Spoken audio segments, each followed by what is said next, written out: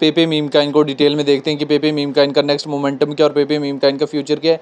सारी चीज़ें डिटेल में देखेंगे। पेपे मीम काइन की डिटेल में जाने से पहले चैनल पे नए हैं तो चैनल को लाजमी सब्सक्राइब कर लेना है। पेपे मीम काइन की इस टाइम मार्केट में क्या प्राइस चल रही है, 0.5049 के लगभग मार्केट में प्राइस चल रही है। -1.65% जो है पेपे मीम काइन में डिक्रीज मूवमेंट देखने को मिला है। 24 आवर में हाई जो है 0.505,000 और 24 आवर में लो जो है 0.504600 के लगभग जो है पेपे मीम काइन में देखने को मिले। अगर हम यहाँ पे रिसेंट देखें तो रिसेंट हमारे पास पेपे मीम काइन में जो है 1 जनवरी से लेके जो है 4 जनवरी तक बुलिश सेंटीमेंट था और जिसमें हमारे पास 0.507200 का एरिया पेपे मीम काइन ने दिया जो एक क्लियर प्रॉफिट टेकिंग एरिया था। और उसके बाद हमारे पास 12 तक डिक्रीज, 13 को इंक्रीज़ किया, 14 से लेके जो है अभी तक हमारे पास मुसलसल जो है क्रैश देखने को मिला और अभी जो है कहीं ना कहीं पॉजिटिव मूव ऑन करने की पेपे मीम काइन ट्राई कर रहा है। पेपे मीम काइन जो कि इथेरियम के ब्लॉकचेन का एक स्ट्रॉन्ग मीम काइन है और आप इसको एक स्ट्रॉन्ग रोटेटिंग काइन भी बोल सकते हैं। अगर हम पेपे काइन के चार्ट को यहाँ से 1 वीक के टाइम फ्रेम में देखें तो 1 वीक के टाइम फ्रेम में पेपे काइन का ट्रेंड कहीं ना कहीं जो है वो हमारे पास डाउनवर्ड से डाउनवर्ड की तरफ शो हो रहा है। पेपे काइन बेसिकली हमारे पास दिसंबर 2024 में 0.4028,000 से रिजेक्ट होता है और यहाँ पे हमारे पास कब डिप देते हैं, अप्रैल में डिप देता है और अप्रैल से मई तक 0.4016,000 के लगभग तक हाई देता है और जून में डिप देता है और जुलाई में थोड़ा बहुत पंप अप करने के बाद ट्राई करता है और जुलाई के बाद फर्दर जो है हमें इसमें एक अच्छा खासा जो है डाउनवर्ड फ्रेज देखने को मिलता है। अभी अगर हम यहाँ से 1 मंथ के टाइम फ्रेम में देखें तो 1 मंथ के टाइम फ्रेम में पेपे काइन का ट्रेंड जो है कहीं ना कहीं जो है डाउनवर्ड से डाउनवर्ड की तरफ है, जिसमें पेपे मीम काइन जो है मुसलसल जो है वो ड्रॉप आउट हो रहा है।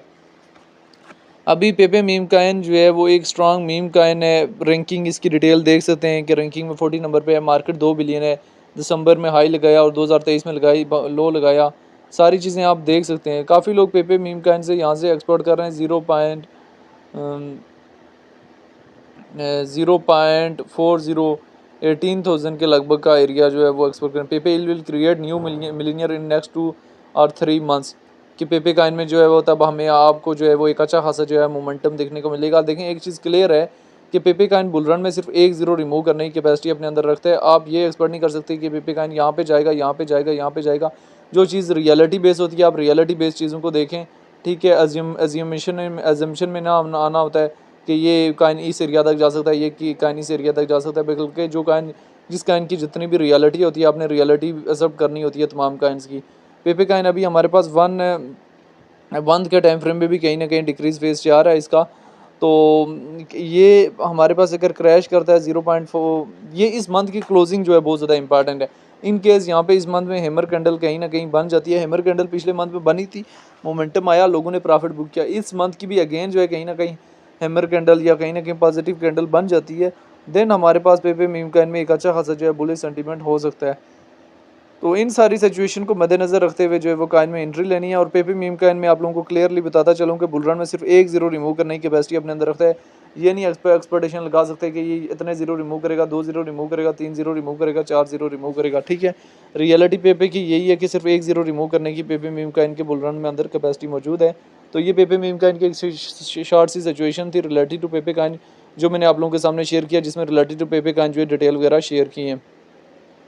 इसके साथ साथ आप पेपे मीम काइन चूँकि इथेरियम की ब्लॉकचेन का एक मीम काइन है और आप इसको एक स्ट्रॉन्ग रोटेटिंग काइन भी बोल सकते हैं।